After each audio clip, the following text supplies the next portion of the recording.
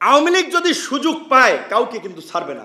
আওয়ামী লীগ নিষিদ্ধ করার প্রশ্নে কোনো ছাত্রকে আমরা শক্ত অবস্থানে দেখছি না বলে মন্তব্য করেছেন গণ অধিকার পরিষদের সভাপতি নুরুল হক নূর। তিনি বলেছেন, এ বিষয়ে ছাত্র সংগঠনগুলোর ধারাবাহিকভাবে আন্দোলন চালানোর দরকার ছিল, কিন্তু বুঝতে পারছি না তারা কেন আওয়ামী লীগের প্রশ্নে একটা সুবিধাবাদী অবস্থায় আছে। তিনি বলেন, আওয়ামী লীগ যদি সুযোগ পায় তাহলে কিন্তু কাউকে ছাড়বে না।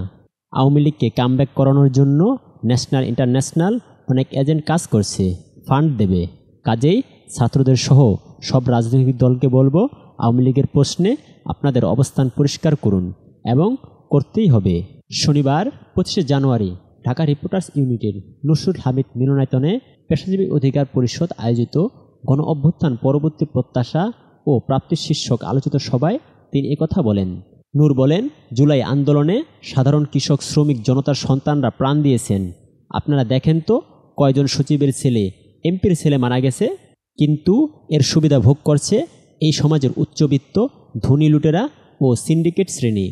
এই জন্যই আমরা বলছি আমাদের নতুন রাজনৈতিক বন্দোবস্থার প্রয়োজন হবে। নতুন রাজনৈতিক বন্দোবস্তা আমরা চাই। এটা যদি জনগণ উপলব্ধি না করে তাহলে কিন্তু যেই লাউ সেই কদু। আওয়ামী লীগকে নিষিদ্ধ করবেন কখন, এমন প্রশ্ন রেখে গণ অধিকার পরিষদের সভাপতি বলেন, আপনারা এই সরকারের নাম দিয়েছেন অন্তর্বর্তীকালীন সরকার। অন্তর্বর্তী নাম দিয়েই খেয়েছেন আপনারা। নাম হওয়া উচিত ছিল সর্বদলীয় জাতীয় সরকার, কিন্তু আপনারা করেননি। আপনারা ভেবেছিলেন খুবই সহজ, সবাই আজীবনের জন্য মেনে নেবে। আপনারা দেখেন 5 মাস যেতে না যেতেই সরকার এবং রাজনৈতিক দলগুলোর মুখোমুখি দাঁড়াচ্ছে।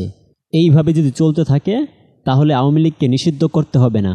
আপনাদের এই ঝগড়াঝাঁটি আওয়ামী লীগকে পুনর্বাসনের সুযোগ করে দেবে। আওয়ামী লীগকে নিষিদ্ধ করবেন কোন সময়ে?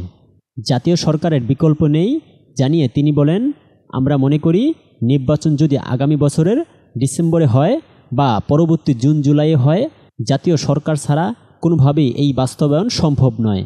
আমরা এখন অনুরোধ করব, যেই দলই জাতীয় সরকারে যাবে জনগণ তাদের বিষয়ে সিদ্ধান্ত নেবে। জনগণ কাউকে এককভাবে ক্ষমতায় দেখতে চায় না। জনগণ রাষ্ট্র ব্যবস্থার পরিবর্তন চায়, সংস্কার চায়, রাষ্ট্রকে নতুনভাবে নির্মাণ করতে চায়। আর সেটার জন্যই জাতীয় সরকারের বিকল্প নেই।